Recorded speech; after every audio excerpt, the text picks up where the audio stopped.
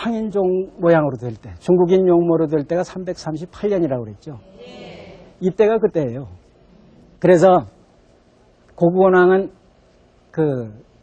바로 그런 황인종 용모의 불상을 만들어냈던 그 조나라하고 연합을 해가지고 이 모영씨를 멸망을 시키려고 그해 침략을 해서 거의 멸망시킬 뻔했는데 어떻게 돼가지고 그냥 불씨를 남겨놓고 와서 다시 살아났다. 다시 살아나가지고 이게 이제 커지는데, 그러니까 이 모영씨들 입장으로도 고구려와는 사생결단을 해야 될 형태입니다. 그래가지고 고구곤왕 12년에 이 346년에 고구려를 침공을 해요. 침공을 하는데 국세가 비슷비슷해서 고구려가 못 막을 리도 없는데 이 고구려왕이 전략적 실수를 해요. 한도성으로 들어가는 길은 남쪽은 험하고 북쪽은 평탄하다는 거예요. 그래서 북쪽 길로 대군이 몰려올 줄 알고 북쪽 길로 대군을 내보내고 남쪽 길은 자신이 약군을 가지고 갔는데 이거를 이 연나라에서 미리 계산을 했어요.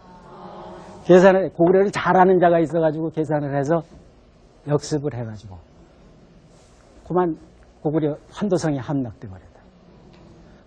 거기서 그 모영황이 어떻게 악랄한 짓을 하냐 하면은 그냥 가면은 고구려가 금방 다시 힘을 다시 추스릴 테니까 미천왕의 시신을 끌고 가요.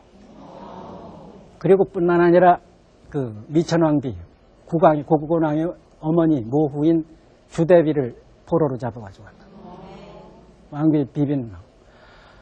그러니 부왕의 시신이 끌려갔지 모후가 끌려갔지 하니까 고구곤왕이 어떡할 수가 없어요. 중국 사람 같으면은 그건 뭐 인정사정 볼 거 없이 뭐 그랬거나 말았거나 할 텐데 우리는 아니거든.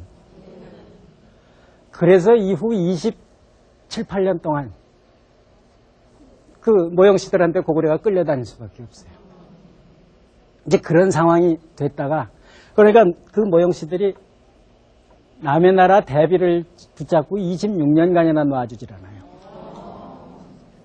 이제 그래서 고구려가 꼼짝없이 끌려다녔는데, 그 전에 고구려가 모영씨들을 누르고 있을 때, 그 직전에 형제싸움이 있었던, 모영황의 형제싸움이 있어서 모영인이라는 자하고 형제싸움을 하다가 모영인이 요동성에서 실패를 해요. 잡혀 죽거든, 형한테. 그런데 모영인 측에 붙었던 장수 중에 하나가 동수라는 이가 있어요. 동수라는 이가 있는데 겨울 동자 쓰고 목숨 숫자 써서 동수예요. 이 동수라는 이가 처음에 이 모영황이 모영인을 토벌하라고 보냈더니 투항해서 같이 반란을 일으켰다. 그러니까 모영황으로는 딱 잡으면 죽이고 싶은 사람인데 이 사람이 잡히면 죽겠으니까는 그냥 전체 도중을 다 이끌고 고구려로 도망가. 그러니까 모영황으로서는 이 동수 같은 사람을 놓친 게 이제 분해가지고 고구려에 이제 이런 악랄한 짓을 한 거예요.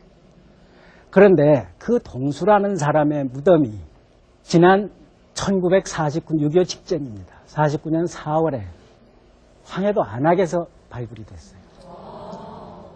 우연하게 채석 작업을 하다가. 그래서 그걸 발굴을 했는데 거기에 먹글씨로 써놓은 묘지명이 쓰여 있어서 그 동수 무덤이라는 걸 알고 동수가 몇 살에 어떻게 죽었는지 하는 걸 알게 됐어요.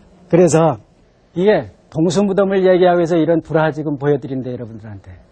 이게 불교는 인도 얘기 때부터 얘기했지만 이렇게 부처님 전기를 그 그림으로 그리고 조각으로 표현한다고 그랬습니다. 그래서 이런 그 습성, 이게 부처님 그 모습이죠.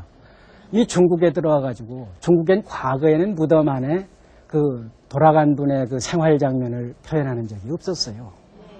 그런데 이런 불교 영향을 받아가지고 이 시대에 와가지고는 무덤에 벽화를 그리기 시작을 합니다.